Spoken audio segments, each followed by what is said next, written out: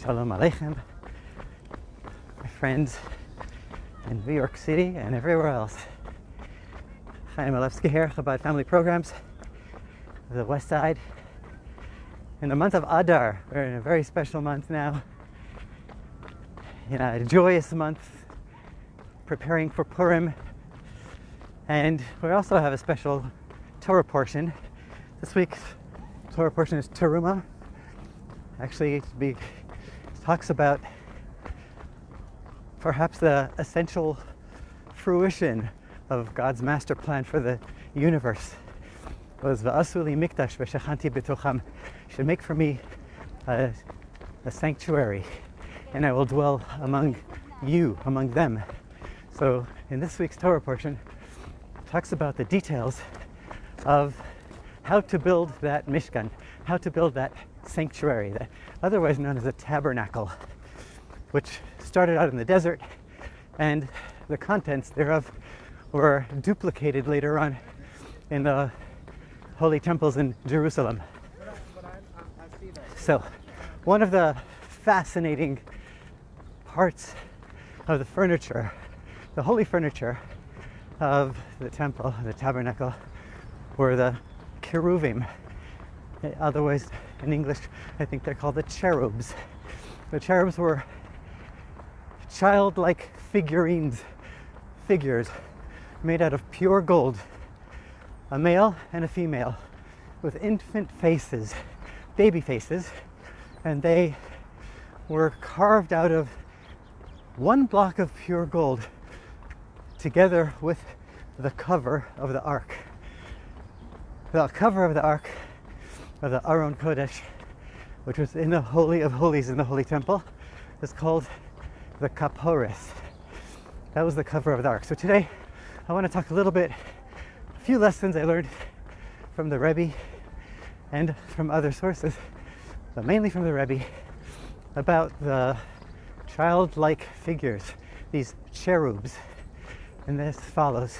So number one, from the original sources, it talks about how these childlike winged figures, they had wings, their wings were hovering over the ark itself, touching each other or facing each other.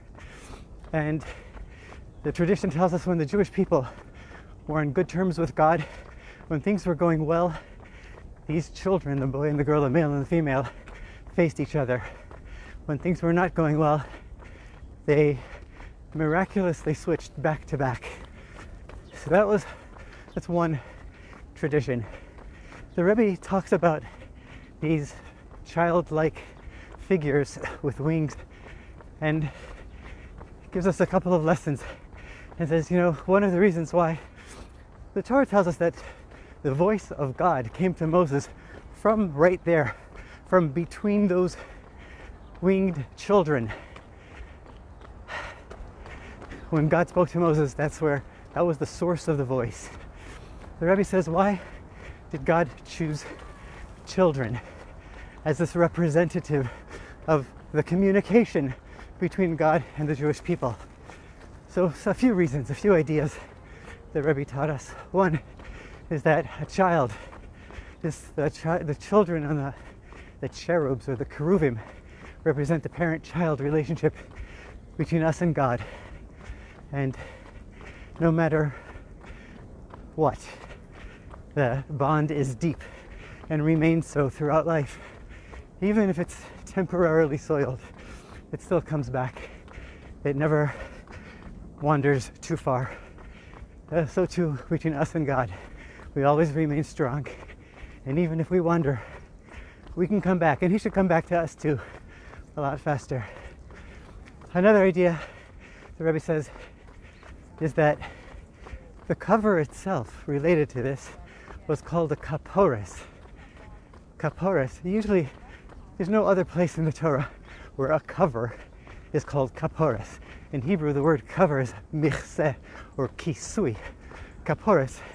The brand new word for this ark cover, and it comes from the word kapara. Kapara means atonement. So too this demonstrates that God enables this relationship with a loving relationship, like a parent-child relationship, in which the love overrides the deficiencies in the relationship. Another idea why the faces were of children, of young children, because the ark contained the Torah, and the Torah and the tablets is God's infinite wisdom. Yet it's something that we study, we learn, we understand, but how much of it do we really understand? Says the Rebbe, one of the reasons why it's a child, these are childlike figures on the ark, is to remind us that we are children compared to God's wisdom, and there's no way we can truly understand God's wisdom. So God gave us a childlike version of the Torah, a simplified version, enabling us to tap into a little bit of his wisdom. And we should remember that. Somewhat like an expert, very high-level professor trying to teach a high-level science or concept of philosophy to a young child, they need to condense the thought tremendously in order for it to be understandable, graspable. So too God does that for us. Another idea, says the Rebbe, that the children, these childlike figures, their wings were hovering over the ark, protecting them, protecting the ark, protecting the Torah, as it were. The Rebbe says our children are the protection of the Torah. They are our guarantors that the Torah will remain with the Jewish people. Just like at Mount Sinai, it says that God only agreed to give the Torah when we offered our children as the guarantors. So too over here, says the Rebbe, we need to ensure that our children's education is perfect, and we need to enable them to live up to their mission to guarantee the continuation, the transmission of the Torah to the next generation. And moving on, the Keruvim, the cherubs, were made of pure gold. The Rebbe says in Jewish education, it needs to be pure gold, 24 karat, no compromise, no mixed in other metals that can dilute the purity of the gold, of the golden education we give our children. And furthermore, the cover was made out of a block together with the cherubs. The cover that's housing the Torah was one with the children above it. So too, says the Rebbe, our education, the way we educate our children, shouldn't be that there's us, there's our life, there's everything we do, our culture, the things that we need to get done. And then there's also the Torah, the Judaism, and that's a separate part of our lives. No, it's one. We house the Torah. We are one with the Torah.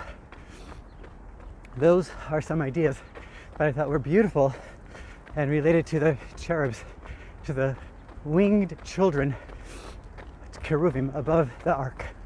I'm going to share another quick thought just to wrap this up. It's also talking about in this Torah portion, about the wood that was inside the ark. The ark itself was made out of 3 layers. The middle one was wood, the outer and inner was gold. The wood was acacia wood, Shitim. Shitim, acacia wood. Now the Mishkan, the whole tabernacle, all the wood there was Shitim, including the beams that held the wood. We spoke about this earlier, but I'm going to mention it again here in short. The beams, it says Va'asu as a Mishkan Shitim, should make the Mishkan, the tabernacle, the acacia wood. The Rebbe talked about this in the first Hasidic discourse when he began his leadership over Chabad.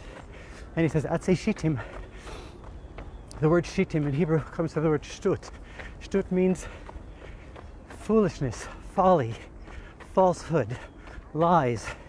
And he says that the purpose of the Mishkan, of the temple, is to transform the lies of the world to goodness, to the lies of goodness. What does that mean?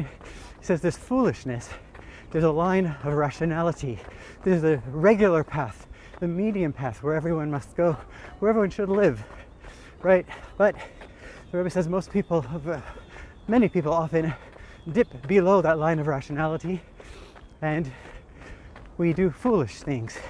In order to combat that foolishness, says the Rebbe, we need to dip above the line of rationality, do more than what is expected of us, more than what we want to, more than we think we're capable of. We need to go crazy in goodness and kindness and in our relationship with God. And that will bring God's presence into this world, as we see from the words. And I popped it into the title. You can see in Hebrew, the word keresh means a beam that holds up the Mishkan, that connects the bottom to the top, that connects us to the roof, the floor to the roof, that connects us to God. What is the beam? The beam is mitzvos, are the commandments, are observances that He asks us to perform and to observe. But when we do them with going above and beyond, then we transform the letters keresh, or beam. We transform the same letters sheker, shin, kuf, resh, into a kesher, into a bond. Kesher means bond with God. So the sheker of the world, the lies of the world, through the beams of the Mishkan, through the keresh of the Mishkan, through going a little bit crazy, creates a kesher, a bond with God.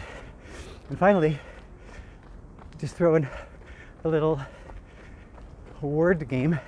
If you look at the letters in the title, you have the word emet, which is truth, and sheker.